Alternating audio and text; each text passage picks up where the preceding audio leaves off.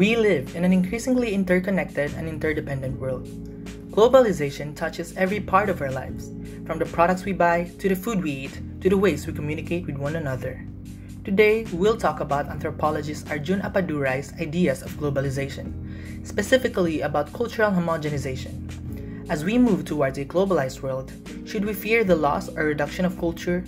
Are we all becoming Americans or Westerners? Appadurai challenges this notion with the concept of indigenization.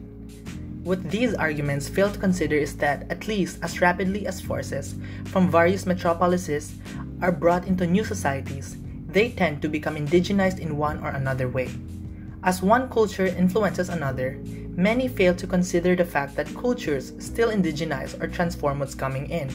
Another concept to point out is hybridity, the melding of foreign and local cultures such that once situated, no colonial imposition, no imported concept, no foreign knowledge or cultural practice ever stays self-identical or absolute.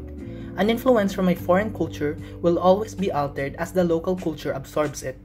Then, the influences from these cultures are combined to create something new, something hybrid.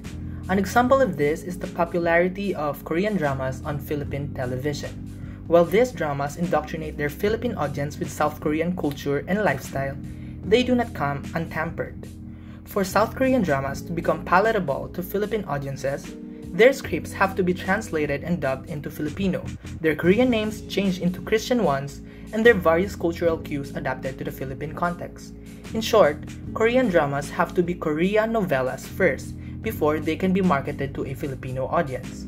Overall, Appadurai points out the concept of indigenization as an antithesis to the idea that we are all becoming a single culture. And that's it for today. Thank you for listening.